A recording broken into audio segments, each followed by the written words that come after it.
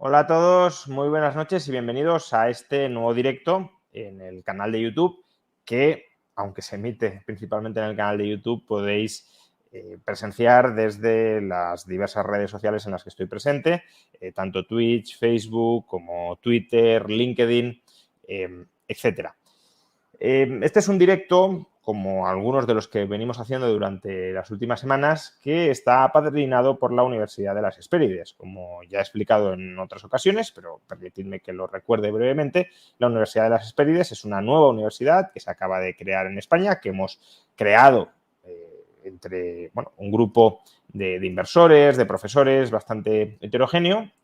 Dentro de ese grupo me encuentro yo mismo, y que es una universidad online con sede en Canarias y que imparte titulaciones oficiales en España y en el espacio europeo de educación superior. Y como parte pues, de este lanzamiento de la Universidad de las Hespérides estamos desarrollando, lo seguiremos desarrollando a lo largo del siguiente año, pues una serie de directos en los que intentamos traer al profesorado de la universidad para que nos hable de diversas cuestiones en las que estén especializados. Y hoy vamos a hablar de algo que ha sucedido recientemente, la primera vuelta en las elecciones de Guatemala, y una primera vuelta en la que han sobrevivido políticamente dos candidatos que, bueno, pues por hacer el chiste, no sabemos si es pasar de Guatemala a Guatepeor el uno o el otro. Son dos candidatos que son bastante peligrosos para las libertades individuales. No es que Guatemala, ahora hablaremos sobre ello, haya tenido un historial de presidentes especialmente amistosos con el Estado de Derecho, pero todo es susceptible de empeorar y parece que estos comicios pueden llevar al país a una involución adicional a la que podría haber experimentado con otros presidentes anteriormente. Y bueno, para hablar de todo esto hemos traído a tres personas que son, como digo, profesoras de la Universidad de las Hespérides, también son profesores de la Universidad Francisco Marroquín y que conocen muy de cerca la realidad de Guatemala, ya sea porque han vivido en Guatemala o ya sea porque actualmente viven en Guatemala. La primera persona a la que hemos traído, que es además el director del grado de Relaciones Internacionales y de Negocios Internacionales en la Universidad de las Hespérides, es Eduardo Fernández, que ya nos acompañó hace unos días. ¿Qué tal, Edu? Bienvenido. Buenas, Juan Ramón, ya sabes que es un verdadero placer estar aquí. También tenemos a Rogelio Núñez. Encantado, Rogelio, profesor, como digo, de Hespérides y de la Universidad Francisco Marroquín, profesor del grado también de Relaciones Internacionales. ¿Qué tal? Encantado, Juan Ramón. Y a Pedro Trujillo, profesor de la Universidad Francisco Marroquín y de la Universidad de las Hespérides, tanto en el grado de Relaciones Internacionales como de Negocios Internacionales. Pedro, encantado, un placer. Igualmente, Juan Ramón, Edu, Rogelio y el resto. Bueno, antes de empezar, Edu, ya te lo pedí la otra vez, pero entiendo que quienes estáis aquí os interesa pues, la geopolítica, las relaciones entre países, los acontecimientos políticos en otros estados y, por tanto, sois personas a las que potencialmente os podría interesar, quizá con tiempo, cursar o el grado de Relaciones Internacionales o el grado de Negocios Internacionales. Muy brevemente, antes de empezar con esta tertulia sobre Guatemala, Edu, ¿nos podrías resumir brevemente en qué consisten ambos grados y a qué público van dirigidos? Pues definitivamente, Juan Ramón. Básicamente, el grado de Relaciones Internacionales lo que pretende es intentar comprender, discutir la naturaleza de las relaciones entre los actores que participan en eso que algunos llaman el escenario global o la escena global, ¿no? ¿Con objeto de qué? De describir las características de la geopolítica actual, pero también de identificar, por ejemplo, el papel que actores no tradicionales, por ejemplo, empresas multinacionales, también desempeñan ahí, ¿no? La idea es un grado que respeta el canon y al mismo tiempo innova con cuestiones como el análisis económico del derecho o el public choice, ¿no? Un grado, yo creo, muy interesante para todos aquellos que se quieren hacer preguntas, ¿no? Y que tienen ganas de discutir y aprender en libertad. Ese es el espíritu de ese grado en Relaciones Internacionales de la Universidad de las Hespérides, Juan Ramón. Pues muchas gracias, Eduardo. Podéis obtener más información sobre la Universidad de las Hespérides en la caja de comentarios, bueno, en la caja de descripción del vídeo de este directo podéis encontrar la dirección web de la Universidad de las Hespérides, universidad en la que, por cierto, no lo he mencionado, pero soy el decano de la Escuela de Grado y Eduardo es el decano de la Escuela de Posgrado, aparte de director del grado en Relaciones Internacionales y Negocios Internacionales. Y para quienes sigáis este directo, no en directo, sino en diferido, pues podréis encontrar el link a la universidad en el primer comentario destacado. Algunos en el chat están comentando, ¿no? Ahora que hablábamos de relaciones internacionales, si tiene sentido plantear el estudio de las relaciones internacionales a partir de un país tan pequeño, diminuto, dicen, bueno, no tan pequeño, ¿no? Porque tiene casi 20 millones de habitantes, pero bueno, un país aparentemente pequeño, irrelevante, como puede ser Guatemala, pero digamos que en Guatemala confluyen también muchas cosas que tienen que ver con la gran geopolítica, ¿no? Por ejemplo, Guatemala es uno de los pocos estados que reconoce a Taiwán, ¿no? Y Taiwán es uno de los principales focos de potencial conflicto geopolítico global. Por tanto, no es tan sumamente irrelevante y puede ser importante para quien esté interesado en las relaciones internacionales conocer estas interconexiones y cómo, pues eso, en gran medida, no diré que estamos ante un castillo de naipes, porque quizás sea una expresión muy manida, pero sí que hay muchas piezas interconectadas y si cae una pueden caer muchas otras, ¿no? Y de esto también vamos a hablar en este directo. Para que nos enteremos todos, incluido yo mismo, porque yo no soy un experto en estos temas, por eso os traigo a vosotros y no hablo yo de ellos.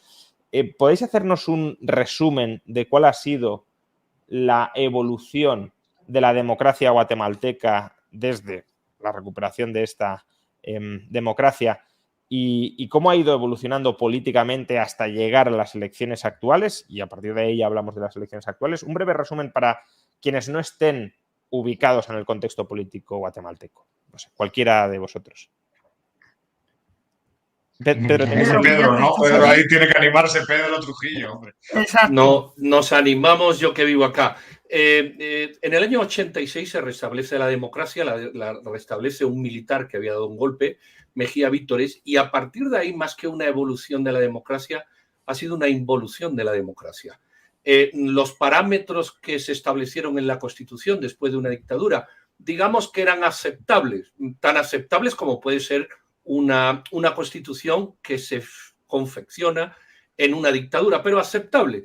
Y progresivamente la democracia se fue capturando por poderes relacionados con el narcotráfico, el crimen organizado, el lavado de dinero y delitos similares, además de que los partidos políticos nunca fueron los vehículos necesarios para llevar, vamos a decir, las necesidades de las políticas públicas, las necesidades sociales a la tribuna política, sino que fueron unos vehículos deportivos que iban por una autopista paralela y en la que se subían amigos, como en muchos países, de quienes ostentaban el poder. Se terminó promoviendo y potenciando un mercantilismo estatal que hacía que los negocios, las compras, fuesen pues a los amigos y luego cada vez más a los diputados y a los políticos, y al final hemos llegado al punto actual.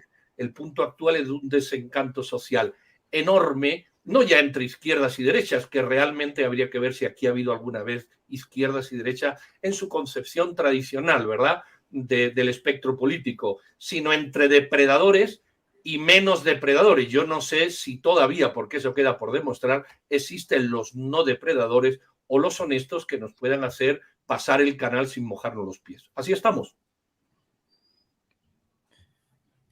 ¿Algo que añadir, Eduardo, Rogelio? Sí, la realidad es que la democracia en Guatemala ha sido la historia de una gran frustración, como decía muy bien Pedro.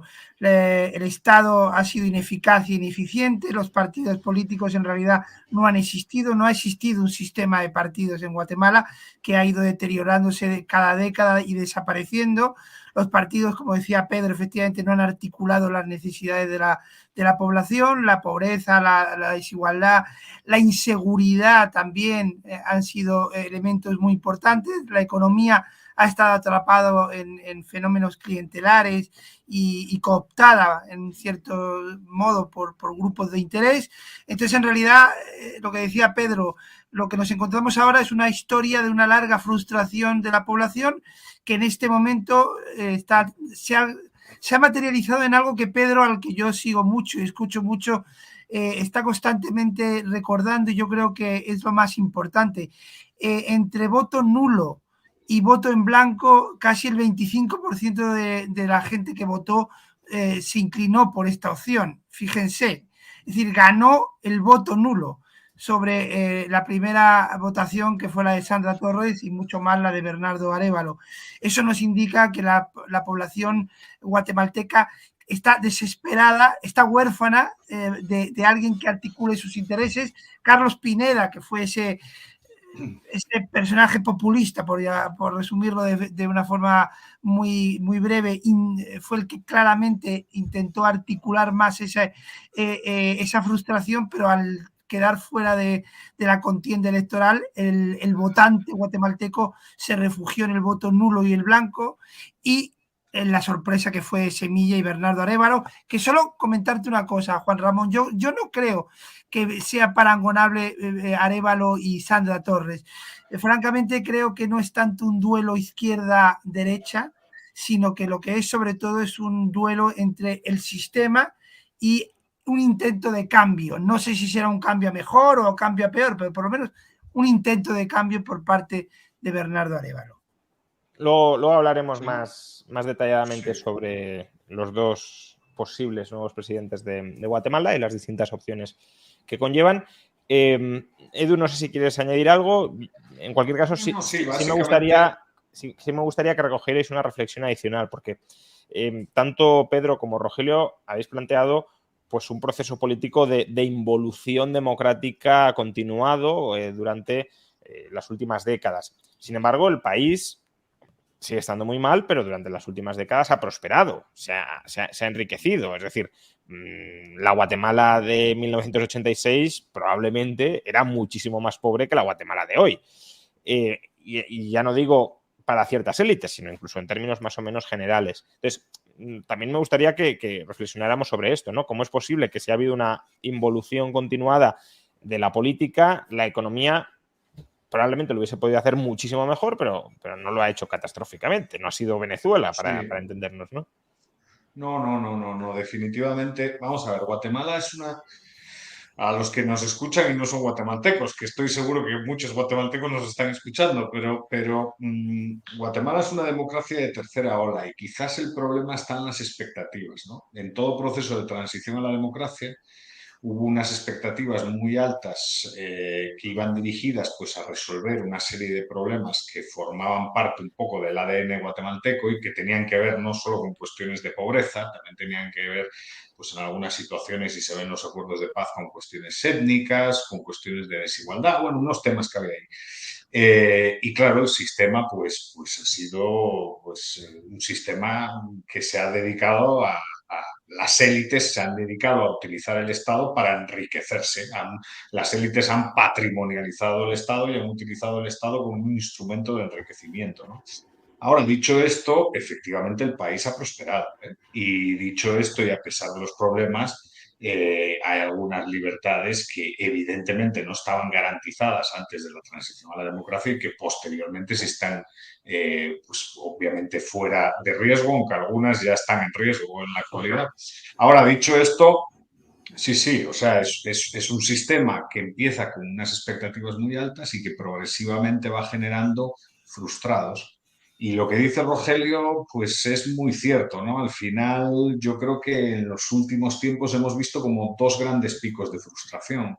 Uno en el año 2015 y ahora, pues, con las elecciones en el año 2023. Y respecto a lo que decía uno en el chat de por qué un país tan minúsculo tal, pues yo creo que Guatemala es un país muy interesante. Fue terreno, desafortunadamente, de juego durante la Guerra Fría.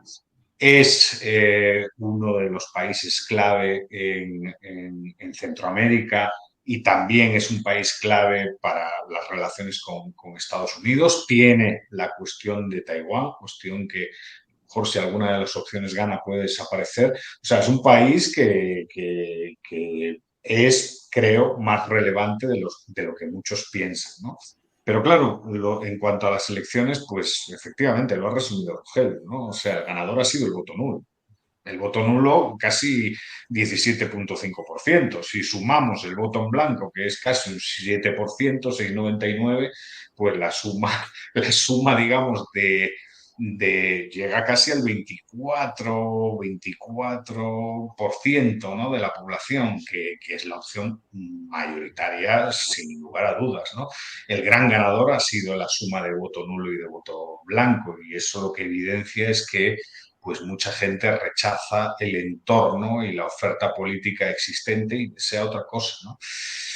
Claro, el punto es, en estas situaciones de incertidumbre y de vaivenes, pues ¿qué puede suceder? De todas maneras, yo creo que los problemas que tiene Guatemala, y es una cosa que yo siempre lo he dicho, han tenido mucho más que ver con cierta cultura patrimonial y mercantilista y con falta de libertad económica, ¿no? O sea, ha crecido a pesar de algunas políticas, podría haber crecido mucho más. ¿Y hasta qué punto la institucionalidad o el Estado de Derecho es fuerte en Guatemala? Me explico. Por lo que estáis describiendo, ha habido una sucesión de mangantes, corruptos, potenciales autócratas que se han ido sucediendo al frente de la presidencia de Guatemala. Pero Guatemala tiene una constitución, lo explicaba antes Pedro, una constitución que marca límites al poder político. Entonces, no sé hasta qué punto los presidentes son capaces de saltarse esa constitución o mangonean dentro de los límites que permite la constitución, pero todos ellos respetan las bases institucionales que impone la Constitución, porque ese es un punto relevante de cara a los escenarios de futuro que se pueden abrir. Es decir, estamos ante una involución acotada por los márgenes que marca la Constitución, o estamos ante una involución que puede desbordar la Constitución y dar lugar a un nuevo régimen. Esa es una pregunta excelente que permite reflexionar sobre la institucionalidad. Lo primero que hay que decir, y Edu y yo hemos escrito sobre esto juntos, es que los sistemas presidencialistas, y Guatemala es uno de ellos, el Congreso y el presidente son electos igualmente por voto popular. ¿Qué ha ocurrido, al menos en Guatemala, del año 2000? Que el Congreso se ha ido erogando la representatividad del Estado por encima del presidente.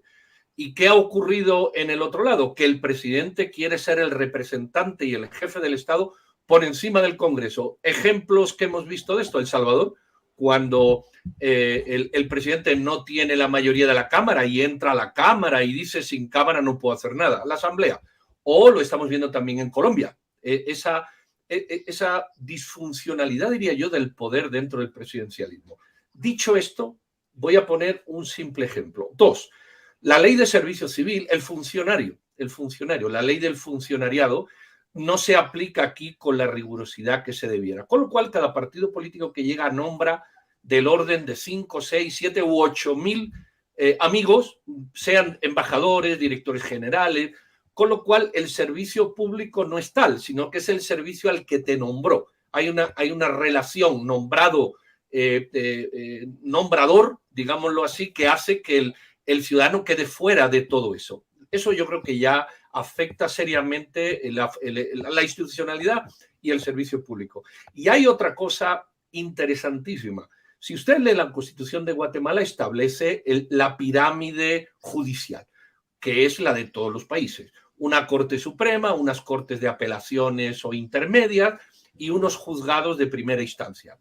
Bueno, la Corte de Constitucionalidad, que no es un órgano judicial. La Corte Constitucional es un órgano garante de los derechos constitucionales y en muchos países así funciona. Aquí se ha convertido en la Corte Suprema de la Suprema Corte. Entonces, la Corte de Constitucionalidad, que es políticamente nombrada, es finalmente la que termina resolviendo las decisiones judiciales que siguen esa pirámide judicial. Con lo cual, el poder político termina copando el poder judicial de esta manera tan particular. Si a eso se le suma que también en algunos lugares hay cooptación de los diputados, porque el poder político maneja el dinero y los compra, al final, sin querer queriendo, el poder ejecutivo puede terminar controlándolo todo, a pesar, Juan Ramón, de la Constitución, que establece las separaciones, pero realmente lo que se hace es una superposición de poderes de estas maneras tan curiosas y tan manipuladoras. Pero eso, digamos, y que al final está todo interrelacionado, ¿no? Pero sería la parte de la Constitución que regula la separación de poderes. Pero también me interesa que reflexionéis sobre la parte de la Constitución que garantiza los derechos de los guatemaltecos, que obviamente si la Corte o el Tribunal Constitucional lo puede reinterpretar como para vaciarlos de contenido y el Tribunal Constitucional está controlado por el Ejecutivo, pues por esa vía terminas anulando el contenido garantista de la Constitución.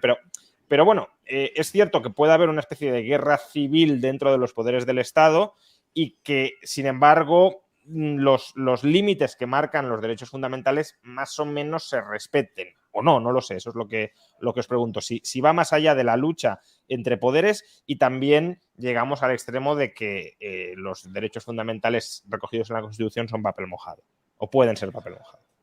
La verdad es que yo estoy bastante de acuerdo con Pedro, pero quería destacar algo desde un punto de vista incluso histórico. Evidentemente la administración pública es muy débil, el Estado es muy débil, los fundamentos constitucionales muchas veces no se cumplen o se sobresaltan, ¿verdad? Pero fijaos, estoy recordando que cuando la institucionalidad democrática ha estado en peligro en Guatemala, de una forma u otra ha sobrevivido. Estoy pensando en el autogolpe de los años 90 de Serrano Elías, donde la reacción tanto de la población civil como parte de la institucionalidad impidió que aquel golpe de Estado se convirtiera en una especie de Fujimorato a la guatemalteca. Estoy pensando en 2015, cuando los casos de corrupción se llevaron por delante con protestas y movilizaciones masivas de la población a Otto Pérez Molina y a Rosana Baldetti. Y creo que ahora, en estos momentos, en esta coyuntura, de otra manera está habiendo una movilización popular para preservar el resultado de las elecciones que están, como bien sabéis, y luego podemos hablar de esto, en duda. Con lo cual, efectivamente, más allá de la debilidad institucional, tradicional e histórica de Guatemala, es cierto que esa institucionalidad democrática con apoyo de la población ha podido sobrevivir a crisis terminales como en 1993, en 2015 y quizá en estos momentos. Permíteme que agregue... Sí, no, iba a agregar algo que responde un poco a la pregunta directa de Juan Ramón, porque también vamos a decir que aterriza un poco lo que estamos hablando. Derechos, por ejemplo, el derecho de propiedad, tú lo ves, el particular no está afectado, pero hay un montón de invasiones de propiedades, sobre todo de fincas, que el Estado no responde por presiones de ciertos grupos. Luego ahí hay un parteaguas. ¿Tu casa te la quita? No. ¿Tu propiedad desaparece? No. Pero si tienes una finca, corres el riesgo de que sea invadida y te pegues 2 años sin ella. La libre expresión normalmente no es afectada, pero ha habido algunos intentos, eso también lo hay en prácticamente todos los países, de callar determinadas voces disonantes. La libre locomoción, normalmente no hay problema, pero hay también grupos y colectivos que cortan las vías de comunicación y te las tienen 2 o 3 días cortadas con el costo económico que eso representa. Y termino con esto, la seguridad jurídica de las inversiones. Por ejemplo, depende de los juegos que se hagan en tribunales de manera mañosa. Es decir, no hay una garantía, una certeza jurídica, salvo que sepas vivir en el país. No sé si me explico. Donde vives, conoces las cosas como son y sabes qué quiere decir cada señal que te mandan. Pero hay una certeza jurídica seria. No. De hecho, ha habido expropiaciones y ahora tenemos los puertos que se construyeron, una de las terminales portuarias, viendo qué ocurre con ella, y muchas grandes empresas, evidentemente, se ven ralentizadas, diría yo, en decidir si toman postura aquí por invertir o no. Otra vez y con base un poco en lo que han contestado tanto Pedro como Rogelio. Yo sí en parte estoy a favor de lo que dice Rogelio, ¿no? O sea, el sistema, con todas las imperfecciones que tiene, ha resistido procesos críticos. Pues lo de Serrano, hay más, el Jueves Negro, por ejemplo, Portillo, el tema del año 2015 con el gobierno de Otto Pérez Molina y Roxana Valdetti. Es verdad que el sistema ha mostrado cierta capacidad para resistir crisis, para digerirlas y sobrevivir en el tiempo. Ahora, dicho esto, cuando hablamos de la estructura de derechos y libertades de los guatemaltecos, pues riesgos sí hay, ¿no? O sea, todo lo que ha enumerado Pedro yo creo que es correcto. Hay incertidumbre en relación a la propiedad, no solo con invasiones, también hay problemas en los registros de propiedad y hay que preocuparse de todo eso, ¿no? Hay problemas en cuanto, por ejemplo, problemas de seguridad y problemas de certeza jurídica y de rapidez y eficacia de los tribunales. O sea, quiero decir, tiene cierto riesgo. Ahora, es un país, creo yo, mucho mejor que los que existen en su entorno.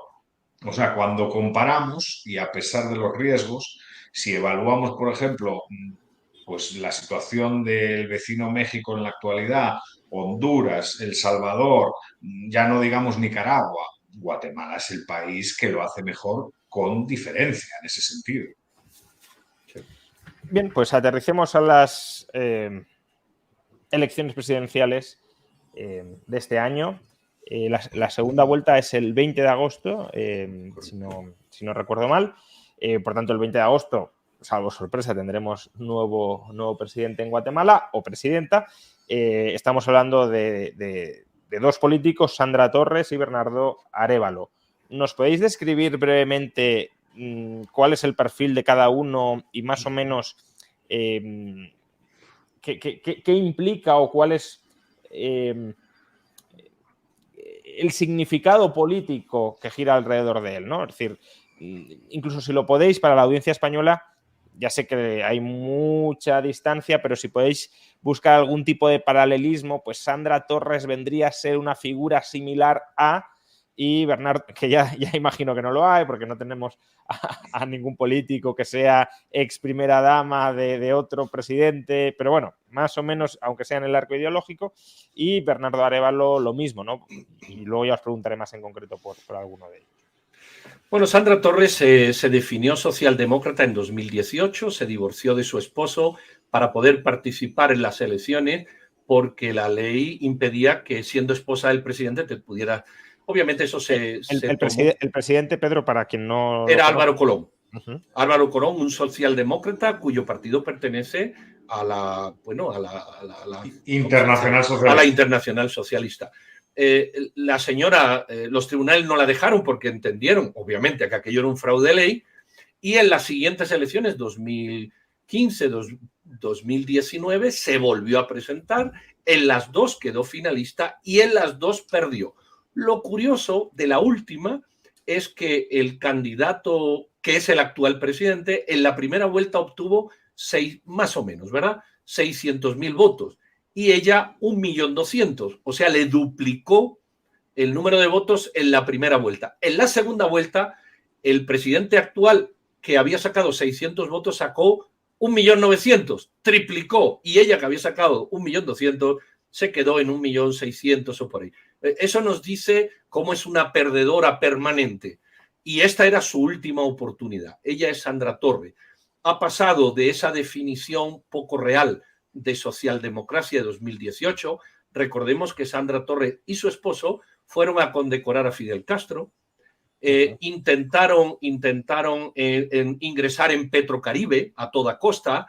Intentaron por vías indirectas nacionalizaciones de grupos energéticos, no se pudo, o no pudieron afortunadamente. En fin, digamos que en aquello era un socialismo interventor próximo, si ustedes quieren, en la antesala de lo que se ha denominado el socialismo del siglo XXI. Pero la evolución de la señora en ese afán por llegar al poder la ha vuelto una pragmática absoluta. Sandra Torres hoy, le voy a decir una promesa y a lo mejor le suena a risa, pero así lo prometió. Ella prometió de todo, para las madres solteras, para los estudiantes. O sea, no hay colectivo que no tenga una adjudicación monetaria si ella gana. Pero lo más curioso es que prometió para los deportistas una bolsa de deporte, con chándal, zapatillas y pelota incluida. Yo recuerdo que le contesté en el WhatsApp, oiga, y si el señor es un jugador, pues no sé, perdón, es un deportista, no sé, de 100 metros, ¿qué va a hacer con la pelota que usted le promete en la famosa canasta? Es pragmática, puede hacer cualquier cosa, es populista. Populista. Sí, y don Bernardo Arévalo es un hombre de organismos internacionales, de hecho yo lo conocí en 1998 en Naciones Unidas, en Minúa ha trabajado siempre en organismos internacionales, es una persona académica moderada, yo diría que está en el entorno de la socialdemocracia, del progresismo ecologista, por esa línea, si ustedes quieren, ideológica, que en su programa de gobierno promete cosas, escuela, salud, bueno, este tipo de cuestiones, pero que si ustedes suman todo lo que eso cuesta, y yo lo he hecho, llega a duplicar el actual presupuesto anual de gasto del Estado, que es algo inconcebible. Es decir, si uno suma, dice, oiga, párase ahí, usted no puede conseguir esto, porque si ya el presupuesto anual es deficitario en 20%, desde luego duplicarlo es un absurdo. Pero bueno, ahí están las promesas. Creo que no va a poder cumplir ni la 10ª parte de lo que ha prometido. Pero en fin, la gente piensa que en él hay un grado de honestidad muy superior al de Sandra Torres. O sea, Sandra Torres quizá en España no tenga un parangón, pero sería algo así como Cristina Fernández de Kirchner versión guatemalteca. Totalmente, creo que no se puede poner una imagen más parecida a Sandra Torres. Salvo por la deriva ideológica. Puede que peor, puede que peor si gobernase. Incluso con la deriva ideológica incluida, ¿verdad?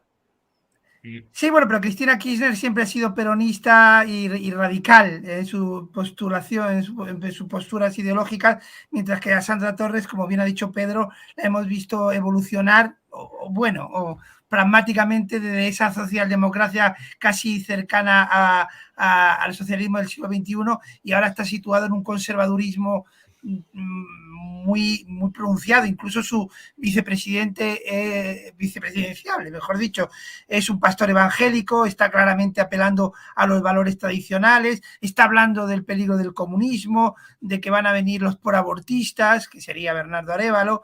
Entonces, evidentemente, Sandra Torres es un personaje difícilmente parangonable a escala mundial, porque yo tampoco conozco a nadie que sea divorciado para casarse con la patria, por poner un ejemplo. Y el gran problema de Bernardo Arévalo es no su ideología, que como muy bien ha dicho Pedro, es un hombre muy moderado, socialdemócrata, pero moderado, sino que tampoco creo que vaya a ser capaz de llevar a cabo su proyecto político si ganara, entre otras cosas porque el Congreso está en manos de los opositores a su proyecto. Es decir, más o menos 100 escaños estarían en manos de la vieja política, y la vieja política va a tener un objetivo fundamental si gana Bernardo Arévalo: bloquear al presidente.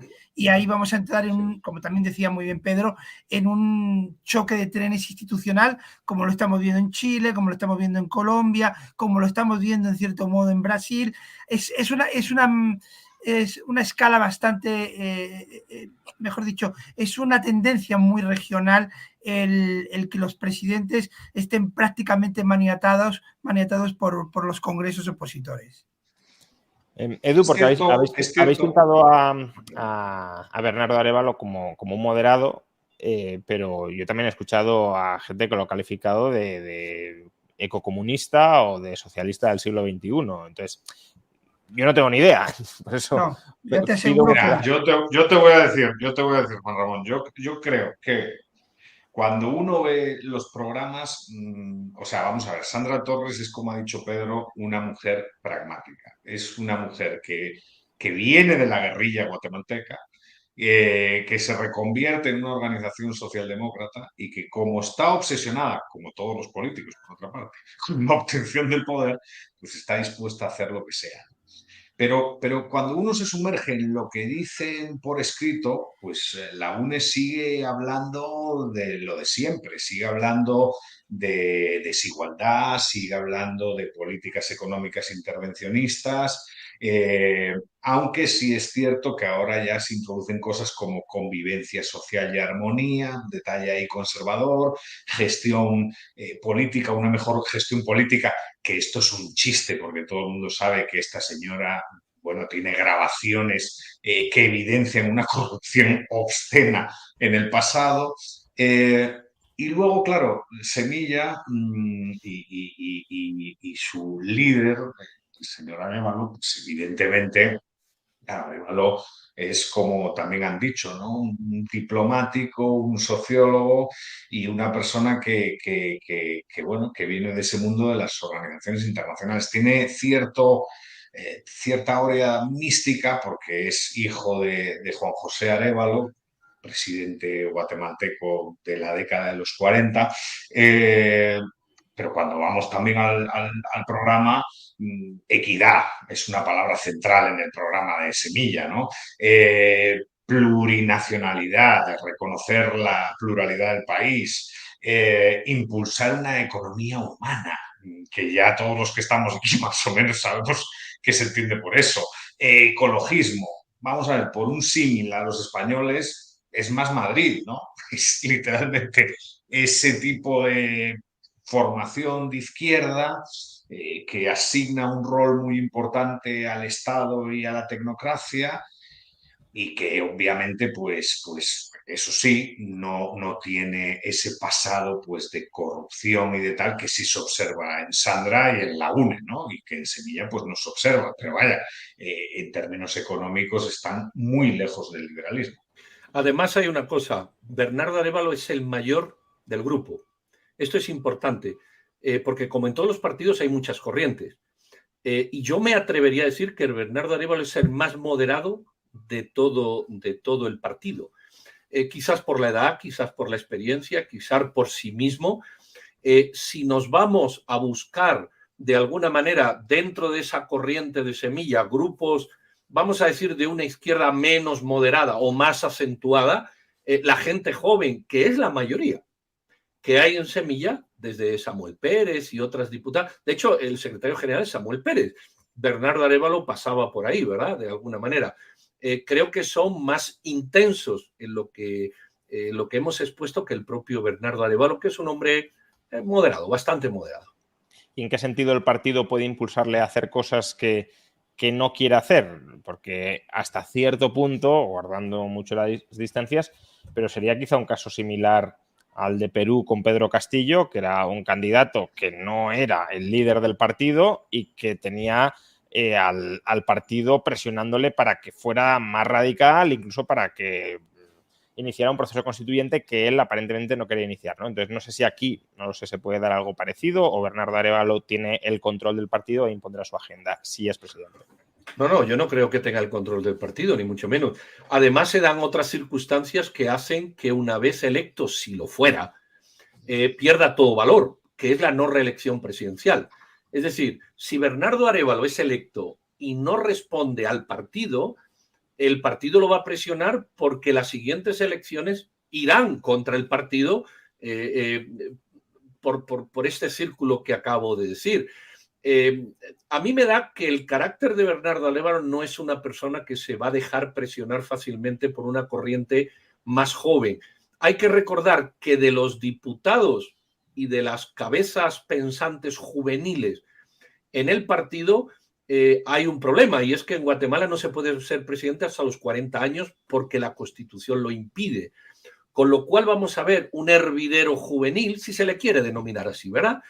Con todo lo que lleva, la fuerza, la voluntad, incluso si queremos la rama ideológica, una acentuación mayor de una izquierda, no digamos extrema, pero sí más acentuada, frente a un candidato que sí está ahí, pero estos otros no tienen la edad para estarlo.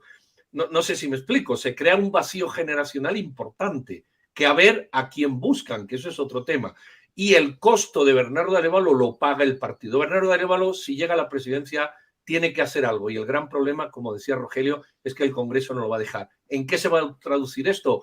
Bueno, puede ser que, como también pasó en Perú y en Colombia, en acudir al pueblo como un elemento de sustento de las decisiones, y eso lo que trae es malestar social, manifestaciones y este tipo de cosas.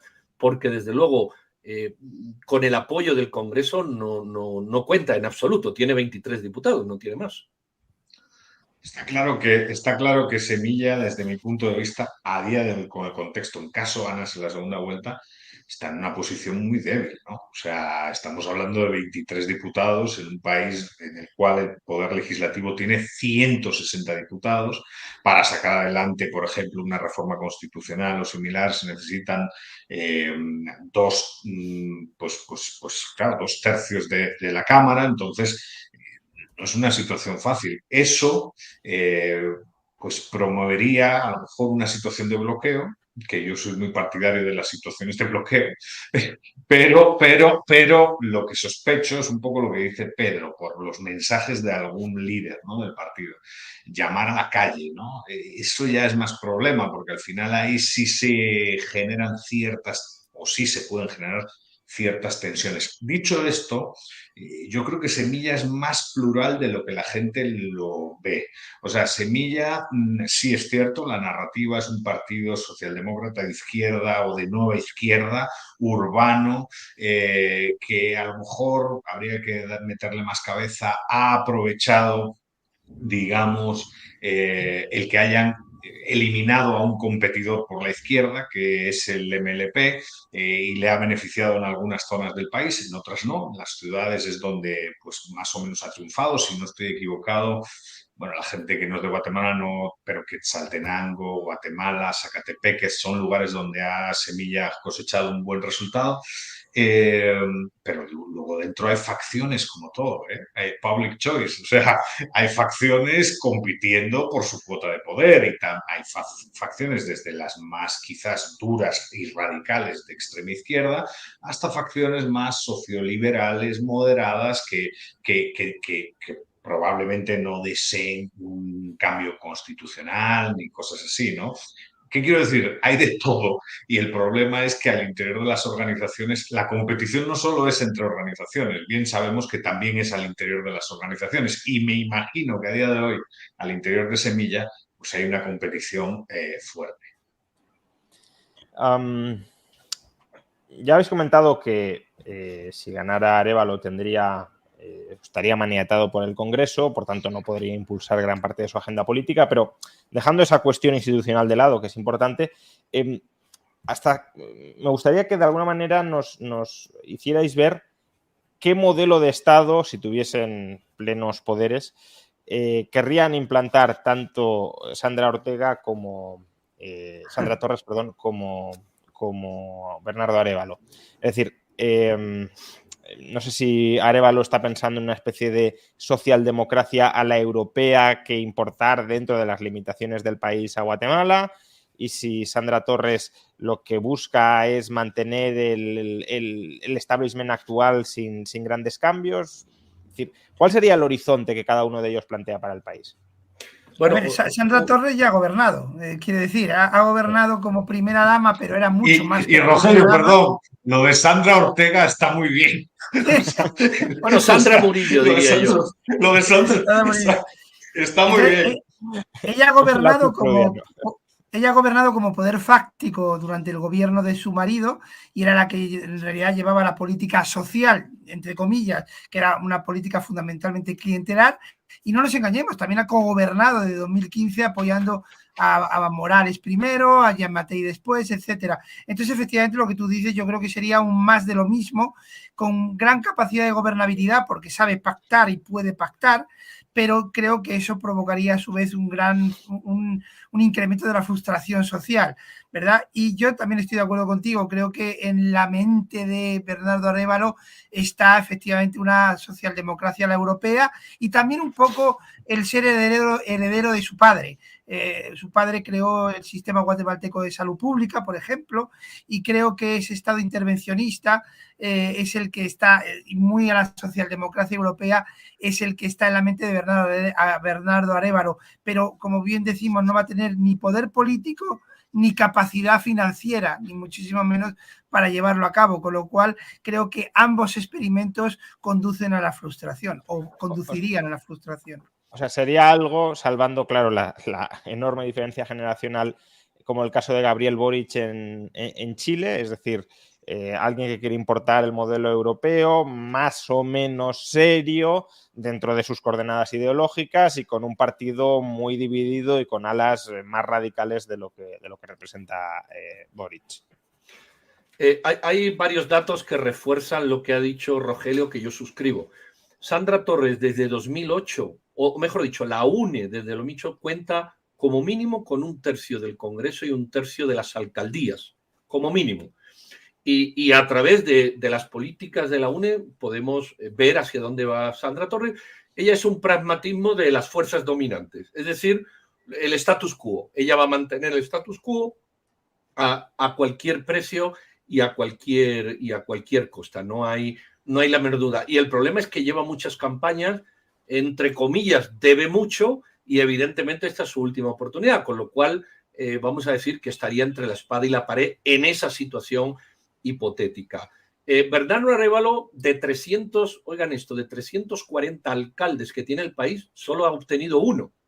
La UNE solo ha obtenido un alcalde, lo que dificulta, y también lo apuntaba Rogelio, la gobernanza futura en el ámbito municipal. Tiene un alcalde, 28 diputados, 23 diputados, 160, pero un alcalde. Esto es la dimensión. Con lo cual la figura de Bernardo Arévalo sobresale de esa falta de linealidad entre la elección presidencial, la de diputados y del alcalde. Porque aparece un Bernardo Arévalo surgiendo de las aguas, pero luego no se corresponde con el número de diputados, aunque hay bastantes, 23, pero de 160 es evidente que es un 12, un 13%, pero alcaldes hay uno. Entonces, eso dificulta. En la campaña, Bernardo Arévalo, como bien dibujaba Rogelio, su campaña era Mi padre hizo.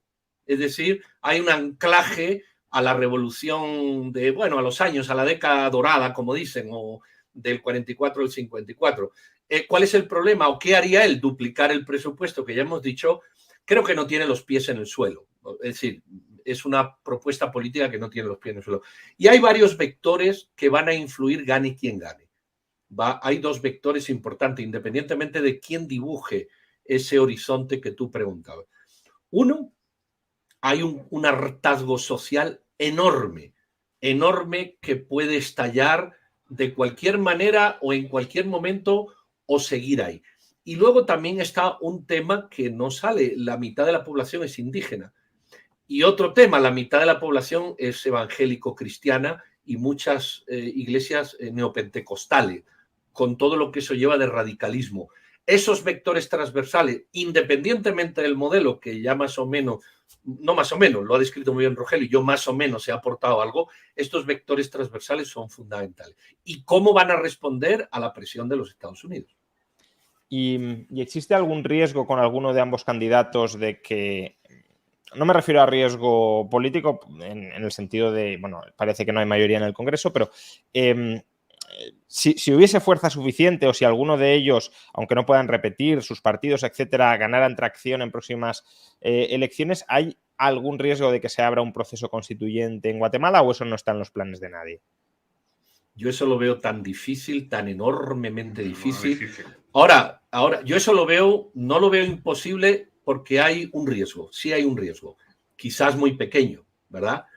¿Cuál es el riesgo? Que un Bernardo Arévalo en el poder, ante la imposibilidad de hacer nada, absolutamente nada, por las razones expuestas sobradamente por Rogelio y por todos en general, se vea en la necesidad política de darle pábulo a estas peticiones de ciertos grupos como el MLP, de hacer una asamblea plurinacional constituyente y generar esa dinámica.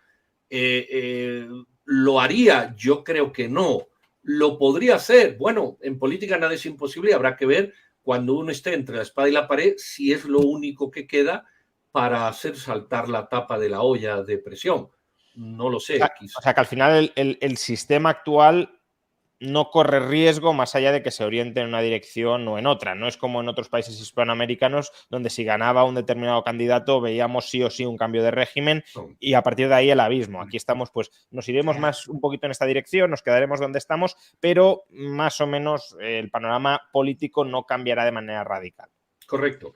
Yo creo que hay una cuestión que es casi está fuera de toda duda y es la fragmentación electoral en Guatemala es una constante.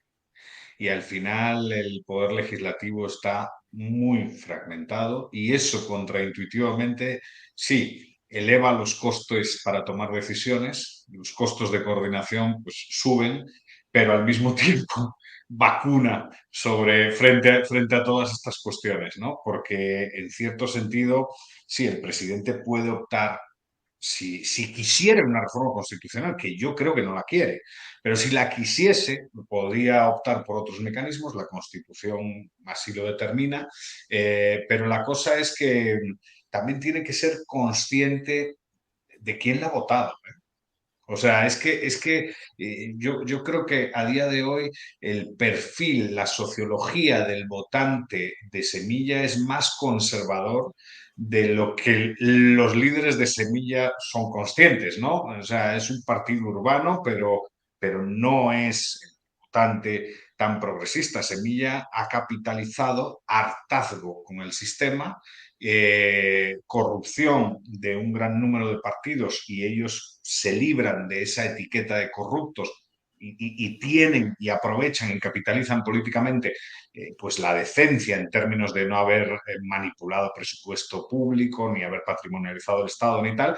Eso no significa que todos los votantes de Semilla compartan la agenda que Semilla ha defendido en su programa político. Eso es bastante difícil. Y a día de hoy, en la segunda vuelta, lo que puede suceder es una cosa muy extraña en la segunda vuelta. Generalmente, en Guatemala, la primera vuelta tiene picos de participación, estamos hablando de 67, 68%, y en la segunda vuelta la participación suele caer. Es algo normal, ¿no? Porque y también tiene que ver con el public choice. Como los diputados ya han conseguido su puesto, ya no se preocupan por movilizar voto para la segunda vuelta de los presidentes, ¿no? Ya tienen su puesto y ya está. Pero ¿qué puede suceder ahora? Pues puede suceder lo contrario, porque como la participación en primera vuelta ha sido tan baja, 60%, y el voto nulo y el voto en blanco y la abstención han sido tan altas, contraintuitivamente y un poco contra la norma, digamos, del sistema político guatemalteco, a lo mejor la participación sube. Y eso sí sería un hecho a reseñar en la historia del sistema político guatemalteco. Y habría que explicar por qué sube, qué razones motivan la subida y en qué se traduce la subida. Pero yo honestamente, a lo mejor, no sé, soy iluso o naif, yo creo que la fragmentación, tanto a uno como a otro, le va a dificultar la vida. Y yo creo que le dificultaría más la vida a Semilla. La fragmentación le dificultaría más a un Arévalo en el gobierno que a una Sandra Torres en el gobierno. Y, a ver, hacer pronósticos es muy complicado o imposible, pero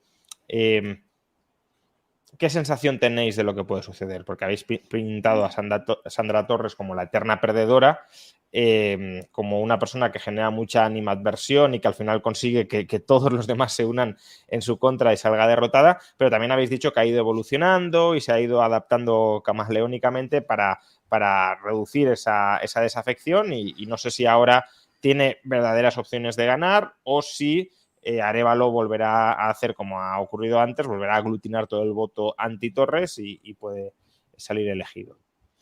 Mira, si haces un panorama ideológico matemático o al revés, resulta que aquí va a haber, si todo el mundo, o sea, si las personas que votaron a unos y a otros lo siguen votando y teniendo en cuenta los números que Eduardo ha dicho, 40, 45%, aunque pueden subir, va a haber unos 2 millones de votos disponibles. Vamos a decir, para sumar a los que ya se mantienen con las dos opciones. ¿Qué dicen las matemáticas, la experiencia y el análisis de elecciones pasadas? Que esos votos se deberían de ir a Sandra Torres. ¿Por qué? Bueno, la mayoría, ¿verdad? ¿Por qué? Ideológicamente son de un centro derecha, entre comillas, pero que ha estado aliado con Sandra Torres en esta administración. Entonces, teóricamente, si se sigue ese análisis de los amigos que tuve van a confiar en mí, pues vamos a decir que Sandra Torres puede ganar por 200, 300 mil votos de diferencia. Votos de la izquierda que pueden ir a a Semilla son muy pocos. Prácticamente Vox, que es una escisión de la UNE, que hay 200.000 votos, y el resto son partidos minoritarios. De hecho, el Movimiento de Liberación de los Pueblos hasta desaparece, no tiene. Ahora, ¿va a ocurrir eso? Yo creo que no. Eso es lo que dice la matemática comparativa ideológica con la selección. Yo creo que no. Desde que Bernardo Arévalo queda en segunda vuelta, aunque todavía hay que decir que los resultados no están oficiales, ¿verdad? No se han oficializado, pero bueno, se ha generado un boom. Ese es otro tema que hay que discutir, ¿eh? Exacto, que ese es otro tema que hasta el viernes no podemos decir esto. Pero Bernardo Arévalo ha generado un boom que puede romper los cánones de esta matemática fácil que yo acabo de hacer y erigirse como el presidente de Guatemala. Es más, yo creo que eso va a ocurrir, Y por eso hay toda una acción ahora en estos días de grupos teóricamente de derecha, aunque bueno, una derecha entre comillas, ¿verdad? O de grupos afines a Sandra Torres que están haciendo lo indecible para ver de dónde sacan votos y cómo entrampan el proceso. Yo creo que va a quedar el señor Arévalo y que las matemáticas no van a ocurrir como en otras ocasiones y que Sandra va a quedar por tercera vez destronada. Sí, estoy muy de acuerdo, aunque es verdad que cada día me levanto con una sensación diferente, pero efectivamente estoy de acuerdo con Pedro. Bernardo Arévalo ha creado una ilusión muy grande, esa frustración de la que hablábamos, él la va a canalizar, el voto nulo y el voto en blanco en gran parte yo creo que se va a ir hacia él. Estoy de acuerdo con Eduardo. Eduardo, me gusta mucho tu reflexión porque yo llevaba planteándomela, pero no me atreví a decirlo. El que se cambie la dinámica tradicional en Guatemala y aumente el voto en la segunda vuelta es algo que me parece que no es descartable por esa ilusión de cambio que ha creado Bernardo Arévalo y que puede hacer que mucha gente que está en la abstención acuda ahora a votar por alguien que crea esa ilusión. Con lo cual creo que los fríos números, como dice Pedro, nos conducirían a la victoria de Sandra, pero es que hay algo más y ese algo más yo creo que efectivamente favorece a Bernardo Arévalo, aparte de la historia. La historia nos demuestra que Sandra Torres hace presidentes. Ella no es la presidenta, pero sí consigue que sus rivales ganen las elecciones. No sé si se nos ha marchado. Hay un tema que sobre esto a mí me parece también muy importante y es el asunto de que, claro, las expectativas, en caso de que el gobierno de Arévalo sea una realidad, pueden también ser su destrucción absoluta en el corto plazo, ¿no? Porque, o sea, en el fondo, sí es cierto que efectivamente se ve una ilusión y es como una ilusión que se repite en el tiempo. Yo siempre comparé la democracia guatemalteca, lo decía antes, con una especie de saco de boxeo, ¿no? Parece que la gente le golpea y afortunadamente el sistema recupera la forma, pero una cosa está clara, un gobierno de Arévalo en situación de bloqueo puede ser una cosa muy frustrante también, ¿no? Y Mira, esa es la realidad legislativa que hay en el sistema a día de hoy. Yo creo que hay dos fenómenos, aquí nos ayudará Rogelio un poco más. Hay dos fenómenos históricos en el país que a lo mejor se pueden tomar como ejemplo de lo que tú dices. Un fenómeno es Vinicio Cerezo, otro fenómeno es Berger. Presidentes que llegan y mueren con su salida, mueren ellos y mueren el partido, muerte política me refiero, desaparece. No sé si la democracia cristiana de Vinicio, tú quizás Rogelio, tú tienes mejor memoria histórica que yo, pero sobre todo el partido de Berger, ocurrió lo que Eduardo apunta un poco. Llego, no puedo aunque quiero, no me dejan, no quiero, en fin, tampoco es importante el motor. Lo cierto es que el resultado es que apenas avanzó 1 milímetro, porque ninguno retrocedió 2, también hay que decirlo, pero avanzó 1 milímetro y lo siguiente fue la desaparición absoluta del personaje y del partido. Ver, Rogelio, no sé, esa comparación que se me ocurre como un elemento ilustrador de lo que decía Eduardo. Sí, totalmente. Yo lo comentaba al principio, los sistemas de partidos en Guatemala han durado prácticamente una década y han desaparecido. Todo parecía que la democracia cristiana y la Unión de Centro Nacional iban a ser las dos grandes fuerzas que iban a articular la democracia guatemalteca al comienzo de la misma y, sin embargo, al cabo de 10 años, en 1995, ya era el PAN y el FRG. Y lo que parecía que iba a ser PAN y FRG para siempre, acabó 10 años después y apareció la UNE y luego líder y hemos visto cómo el propio sistema se come a sus hijos y ahora incluso estamos, como muy bien decía Eduardo, en un sistema absolutamente dividido, fragmentado y prácticamente sin partidos políticos, porque incluso la UNE, que es el único partido que podríamos hablar como tal, tú lo decías, ha pasado de tener el 25% más o menos en la primera vuelta hace 4 años a tener el 15%. Por cierto, Eduardo, tú lo has comentado, creo que es un caso, esto sí que es histórico. Van a pasar a segunda vuelta 2 candidatos que juntos no reúnen ni el 30% de los votos. Yo, sinceramente, no tengo memoria de que haya ocurrido algo parecido en ningún país latinoamericano. Ya no me atrevo a decir en el mundo, pero en América Latina no ha ocurrido jamás. Ya fue increíble que Jean Mattei pasara con, si no me equivoco, el 12% fue, ¿no? Más o menos. Así es, así es, Entonces, así es. Es que eso, Rogelio, eso es una excepcionalidad otra vez del sistema guatemalteco. Es otra excepcionalidad. O sea, generalmente segunda vuelta pasan personas con bajos porcentaje de voto, muy bajo porcentaje de voto, pero no solo fue Yamatei. Jimmy Morales también tuvo un bajo porcentaje de votos, fue la minoría más votada, no es una mayoría. Es que también ahí hay una ficción institucional del presidencialismo y de la segunda vuelta. Al final, el presidencialismo lo que busca es que nadie dude de la legitimidad del sistema y aplican una segunda vuelta como ficción electoral, claro. O sea, en primera vuelta lo que se evidencia es que la gente en Guatemala está harta del sistema y claro, estamos hablando de que el 24% votó en contra de toda la oferta política, que eso también es súper relevante dentro de un país, no se ve tan a menudo, lo cual dice que hay esperanza.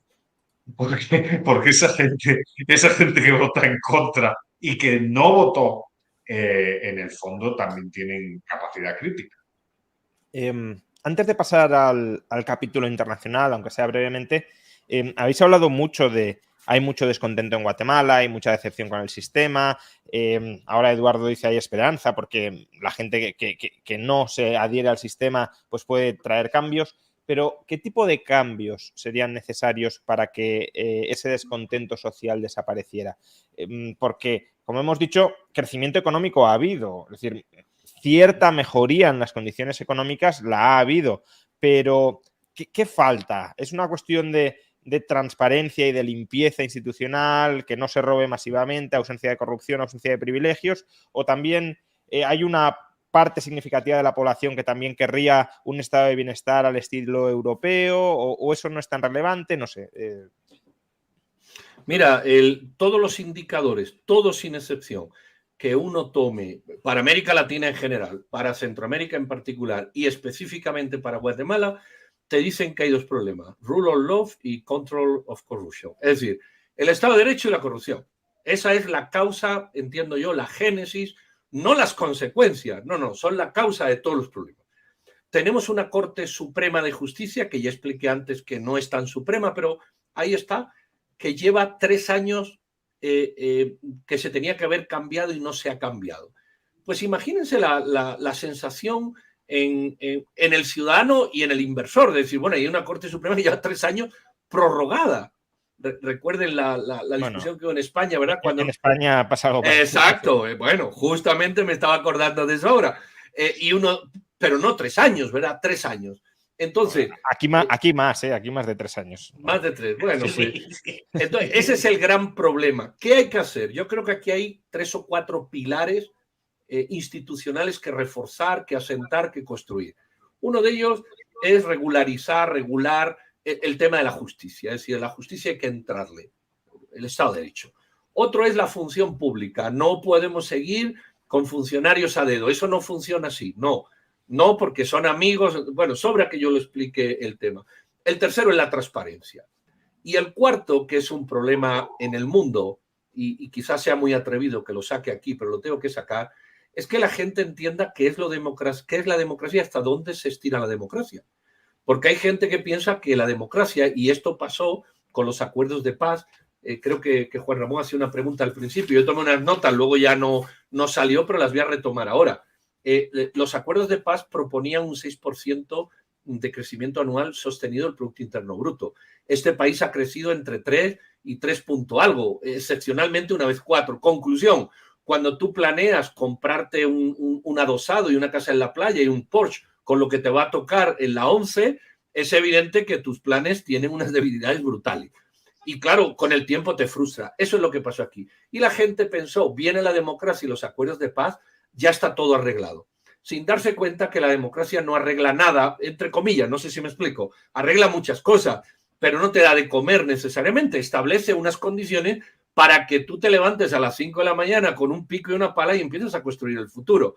Entonces la gente piensa que le tienen que dar, que tienen esos derechos, y hay un mal aprendizaje social de la democracia. Y es otro de los factores que evidentemente no se sustenta en esos pilares que no están construidos. Yo creo que hay unos temas bueno, que son desafíos, ¿no? Y que son desafíos importantes y que en el fondo tienen que ver con la libertad económica. Derechos de propiedad, pues ahí hay que mejorar. Eficacia judicial, eficacia eficacia del sistema judicial. La gente lo percibe como lento, la gente no confía en el mismo. Integridad de las instituciones gubernamentales y transparencia. Bueno, cierta liberalización económica, ¿no? Que en el último índice de libertad económica, pues esa libertad comercial ha caído, ¿no? Luego, cuestiones como la fiscalidad, ¿no? Que pues, Dani Fernández, lo conoces tú, Juan Ramón, yo creo, pues tiene reflexiones muy interesantes en ese sentido, ¿no? Parece que es una fiscalidad amigable, pero no tanto. O sea, hay retos en el campo fiscal, hay retos en la cuestión judicial, hay retos en la protección de los derechos de propiedad, hay retos todavía en la seguridad, aunque la seguridad ha mejorado. Eso hay que, bueno, en el último año hubo un pico otra vez, pero bueno, en general desde la primera década del siglo XXI ha mejorado. Quiero decir, los retos son muchos, pero sí es cierto que no se puede negar lo que ha dicho Juan Ramón. El país económicamente ha ido creciendo y progresiva, y yo creo que hay más renta de la que se dice que hay. Mala, pero eso no inhabilita que existan problemas y que son problemas graves y que son problemas que frustran a amplias capas de la población. No, y porque hay un malestar generalizado con los servicios públicos o público-privados. Eso habría que discutirlo, pero con los servicios públicos tal y como los entendemos, el acceso a la sanidad, por poner un ejemplo, la seguridad de la que hablaba Eduardo, que puede haber mejorado, pero yo he estado hace 3 meses y la sensación, no digo las cifras, pero la sensación de inseguridad era muy grande. Yo estaba en la zona 10, que es una zona muy segura, y las personas me decían, no, incluso la zona 10 ahora es muy insegura. No lo sé si las cifras lo avalan, pero no me importa. Aunque no lo avalen las cifras, la sensación de inseguridad está muy extendida. Y ya digo, el acceso a los servicios públicos, al transporte, el transporte es un desastre. El acceso a las medicinas, por ejemplo, que están absolutamente cooptadas por grupos de interés. Entonces, todo ese funcionamiento diario merma la credibilidad en el sistema por parte de la población. Pasemos ahora brevemente al capítulo de las relaciones internacionales, ¿no? Estas elecciones también afectan al papel, a la posición de Guatemala dentro del tablero geopolítico mundial. Es decir, Torres y Arévalo tienen posturas en política exterior que son distintas o marcadamente distintas, o da igual quién gane, las alianzas y el posicionamiento geopolítico de Guatemala seguirá siendo el mismo. Es interesante. No va a haber mucho cambio, pero sí hay algo. Hará una semana entrevistamos en radio a Bernardo Arévalo Bueno, Sandra Torres no va a cambiar nada, va a seguir con la relación con Estados Unidos como está. Habrá que ver cómo maneja la injerencia china, aunque está a Taiwán y no tiene ninguna intención de cambiarlo, y la menor injerencia rusa que por aquí no se da con el peligro o con la atención que hubiera que prestarle. Ahora bien, con Bernardo Arévalo justamente le hicimos esta pregunta, y la pregunta se la hicimos sobre China-Taiwán. Y él dijo, muy políticamente correcto, yo me gustaría establecer relaciones con los dos. ¿Qué quiso decir? Quedarnos como estamos, con la Embajada de Taiwán y relaciones con China. No creo que Bernardo Arévalo le diera un portazo a Estados Unidos y a la región. Sin embargo, cuando mi compañero de fórmula le dijo, bueno, de Israel no te voy a preguntar, porque Bernardo Arévalo, paréntesis, estudió en una universidad en Jerusalén, estudió en una universidad hebrea, se licenció. Entonces mi compañero dice, bueno, de Israel no te voy a preguntar, dando por sentado que evidentemente habría un acercamiento con Israel, toda vez que él había sido pues hijo de Israel en este momento cuando salió del país. Y él dijo, no, justamente esa sí la quiero contestar. Bueno, pues entonces contéstala. Y dijo, yo volveré la embajada de Jerusalén a Tel Aviv. Cuando una persona que ha estudiado en Israel dice eso, creo que está tomando una postura muy contundente. Y esa es una postura, no sé si contraría a los Estados Unidos o contraría a los republicanos de Trump que estuvieron en ese momento, aunque en fin, los Estados Unidos lo dan por hecho también, ¿no? Entonces existe esa cosa que quería contar, que no va a haber mucha variación, pero dijo esto, que creo que hay que tenerlo en cuenta en las relaciones entre Guatemala e Israel, aunque pueda parecer así muy raro o muy extraño, son unas relaciones muy intensas porque Guatemala fue el país decisivo para que existiera el Estado de Israel. Exacto, y además Israel le proveyó armas durante el conflicto armado en el embargo internacional que tenía. Yo quería destacar que, perdón, no, un dato muy concreto. Yo quería destacar que un deterioro de la gobernabilidad en Guatemala acentuaría la crisis por la que está pasando el área de Centroamérica y el Caribe, que desde mi punto de vista es la peor crisis desde los años 80. Solo un dato. Tenemos, evidentemente, la dictadura cubana de siempre. Tenemos un Estado colapsado, como es Haití. Tenemos una nueva dictadura, como es la de Nicaragua. Tenemos un Estado que va hacia un autoritarismo cada vez creciente, como es El Salvador. Los dos grandes modelos de desarrollo, Costa Rica y Panamá, están en un veremos y están en interrogantes en este momento. Entonces, si Guatemala también entra en esta deriva, bueno, Honduras es un país extremadamente debilitado, de donde nacen gran parte de las caravanas de migrantes que presionan a México y por ende presionan también a Estados Unidos, con lo cual un deterioro de Guatemala iría a acentuar una crisis estructural por la que está pasando Centroamérica y que es una crisis que en realidad permea a toda la región. Uh-huh. Quizás el problema, el desafío más grande que enfrenta Arévalo es, a pesar de que quiere mantener las relaciones con Taiwán, cómo interactuar con una China que está introduciéndose en la región activamente, ¿no? O sea, China ha ido progresivamente, la República Popular China ha ido progresivamente capturando socios en Centroamérica. Y ha caído pues Costa Rica, ha caído El Salvador, Bukele ahora es íntimo amigo de China, Nicaragua, el último ha sido Honduras, todo eso frente a Estados Unidos. Y claro, es difícil es difícil tener una posición, digamos, equidistante en ese tema, ¿no? O se está con Taiwán y con Estados Unidos, o se está con el competidor, ¿no? Esa es una situación que yo creo es una situación compleja y sobre la que nadie quiere dar una respuesta clara, pero bueno, sospecho que al igual que Guatemala, pues hay dos cosas en la política exterior de Guatemala que siempre han estado claras. Una, Israel. Dos, Taiwán. O sea, si Guatemala tiene algo predecible en política exterior, son esos dos elementos. O sea, Taiwán e Israel. Entonces, no quiero pensar que eso se ponga en duda, pero bueno, si empezamos a hablar de que se pueden abrir canales de comunicación y tal. Arévalo no creo que confronte la administración, de luego mucho menos la administración Biden. Recuerden que hay es que muchos... además son socios, exacto, es que son sus aliados. Esa es la respuesta. Hay tal cantidad de socios en la administración Biden que confrontarlo de la embajada, perdón, lo de China a Taiwán le puede costar.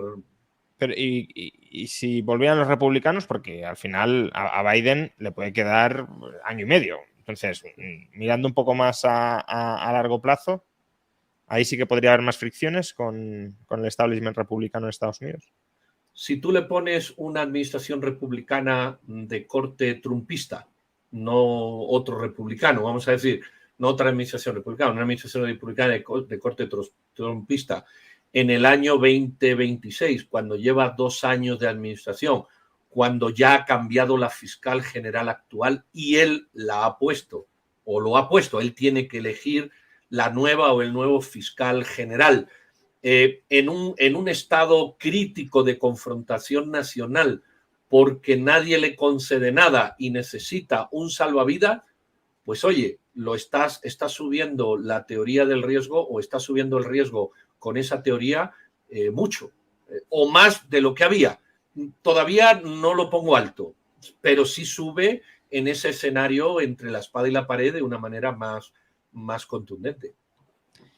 Y por último, ¿cuáles son las relaciones o las conexiones de ambos candidatos con lo que podríamos llamar, pues eso, el castrismo, el bolivarianismo, esa izquierda o ese socialismo del siglo XXI, que claramente son amenazas a la salud de un Estado de Derecho en toda Hispanoamérica? ¿Ahí hay algún tipo de conexión? Los dos tienen posturas muy enfrentadas. ¿Hay alguno que de alguna manera se llevaría mejor con los otros? Yo no lo veo, sinceramente. Creo que hay un problema. Bueno, pero por ejemplo, Sandra pertenece a la Internacional Socialista, ¿no? Y en su momento, pero fue hace muchos años, pues formó parte, como dijo Pedro al principio de la sesión, de Petrocaribe. Quiso formar parte de Petrocaribe, que era un proyecto chavista con objeto de controlar el Caribe y varias partes de América Latina a través de subsidios petroleros, o sea, a través de precios totalmente intervenidos con el petróleo. Entonces, bueno, no lo sé. El problema de Semilla, Semilla ha explícitamente atacado a la dictadura nicaragüense, eso es un hecho, ha atacado y criticado directamente a la dictadura nicaragüense, pero bueno, ha felicitado a Boric, ha felicitado a Xiomara Castro, ha felicitado a Petro, que no es el núcleo duro es Maduro, Ortega, pero bueno, has flirteado, digamos, con corrientes que yo creo que son relativamente peligrosas, porque bueno, relativamente no, que son ultra peligrosos para la estructura de derechos y libertades de la población. Sobremanera, Petro, que bueno, que tiene un bagaje muy peligroso, y Boric también, que está siendo un desastre, ¿no? Entonces, eso tampoco se puede negar.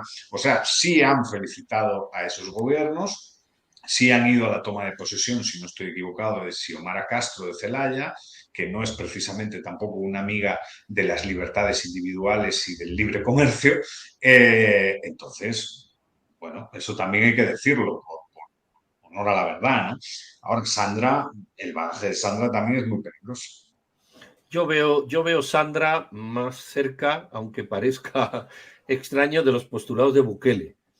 Sandra creo que es más bukelista, por ese pragmatismo. Sandra ha dejado, y no me preocupa, a mí Sandra me preocupa poco. En cambio, Arévalo yo no lo veo ni cerca del castrismo, ni del bolivarismo, ni del orteguismo.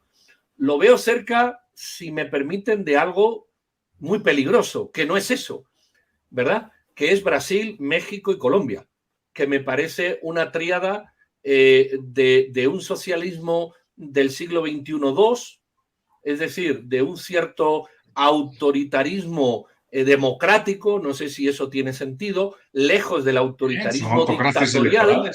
Claro, pero ya las dictaduras no están bien vistas. Entonces se busca un autoritarismo con formar una tríada, Lula, AMLO y este señor Petro. Creo que Boric está al margen de esto, entra y sale, pero es otra cosa. A mí eso sí me preocupa más, porque eso tiene identidad propia y distinta, desconocida, tan autoritaria como las otras, pero de apariencia más democrática, más vendible. Me da que buscaría socios más ahí, si los busca, que en estas dictaduras consolidadas. No sé si, Rogelio, quieres añadir algo No, más. bueno, en realidad creo que sí, que él va a ser, sobre todo si es Bernardo, una posición bastante, insisto, pragmática y moderada dentro de esa socialdemocracia que él abandera. Creo que va a ser más un Boric, acordémonos, puede ser Boric muy peligroso, no me voy a meter en eso, pero el mayor crítico de la dictadura nicaragüense en estos momentos en América Latina es Boric. Y eso nos puede gustar o no, Boris. A mí no me gusta. Yo no le habría votado, pero hay que reconocerle que el que más está calentándole la oreja y criticándole es Boric a Ortega. Y eso creo que estaría bien reconocerlo. Y yo creo que por esa línea es por la que iría más bien Bernardo Arévalo. Aunque mira, va a tener tantos problemas internos que la política externa le va a quedar muy, pero que muy lejos. Muy bien, pues muchas gracias, Eduardo, Pedro, Rogelio, por esta hora y media, casi hora y media, conversando sobre la política de Guatemala, sobre el futuro de este país, que acoge una universidad de la que los cuatro somos profesores, pero que también entra en ese tablero de geopolítica mundial a través de China e Israel.